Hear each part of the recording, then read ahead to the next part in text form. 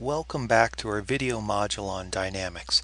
Today we're going to continue our discussion on pulleys by looking at some more complex systems and how to evaluate them. So as you may or may not know, I'm a kind of an amateur sailor. I've been taking this up recently, and one of the parts of that is controlling the tension in this area right here. If I'm going into the wind, I want to make sure this is as tight as I can possibly make it. And to give you some vision, I kind of sit down here and I pull on this rope. This is what I have control over.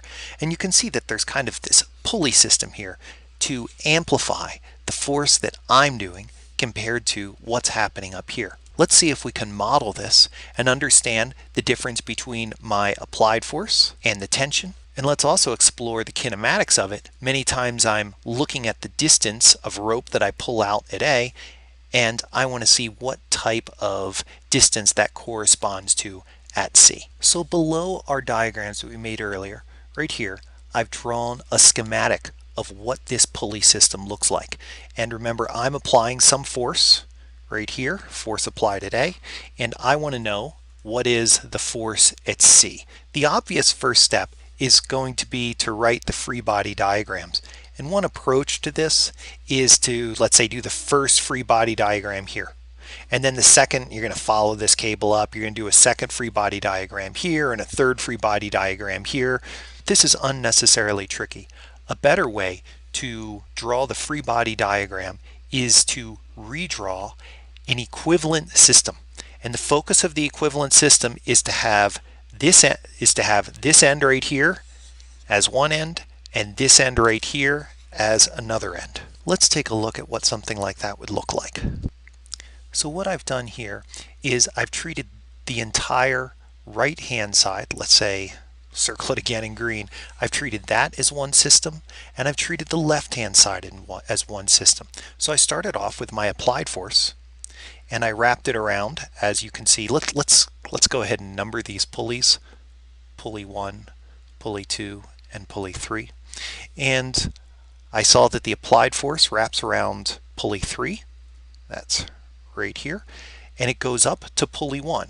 So we'll say this is pulley 1, then it turns around and comes back to pulley 2. Well, pulley 2 and pulley 3, they're connected. So we connect them to a common place.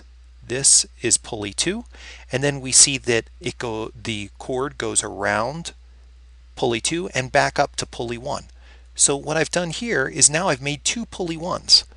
Well, they're both connected to the same place, so we could effectively say they're different pulleys fixed to the same location. This will help us when it comes time to draw our free body diagrams. Let's take a look at what the free body diagram looks like for this area right here. And what I'm going to do is I'm going to change my applied force so it's in this direction just to make everything feel a little better. So in teal, I've written the things I know right off the bat. I'm combining pulleys 2 and pulleys 3 right here, and there's one force by the boat that's acting on them.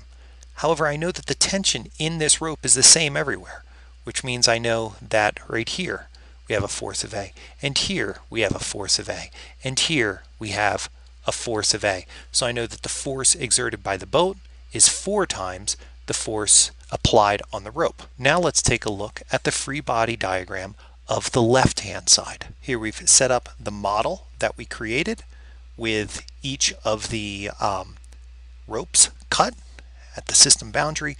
We see that the tension in all the ropes is force A, so force C equals 3 times force A. In other words, our mechanical advantage here is triple. So now that we know the relationship between the force at C and the force at A, it's quick work to identify the relationship between the distance of A and the distance at C.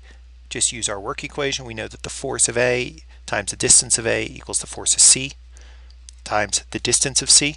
So the distance at A equals force C over force A dc, which is going to equal 3 dc. In other words, the distance that I pull the rope is triple the distance that I see change at point C.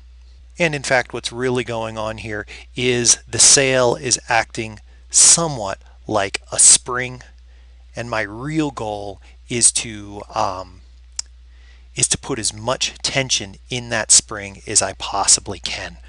So if we wanted to, we could model this a little differently to get a more accurate reflection.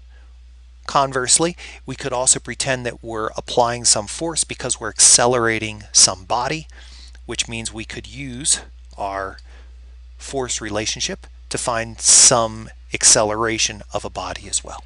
So in summary, when dealing with these more complex problems, the first thing to do is to redraw the diagram so we're looking at one end compared to another end, and we don't have a pulley within a pulley. Rather, we can consider them separate pulleys that are attached at a common location. The second step is we draw our free body diagram, and from there we can find really our equation of motions or our distance. I hope this gives you some tools to attack more complex pulley systems going forward.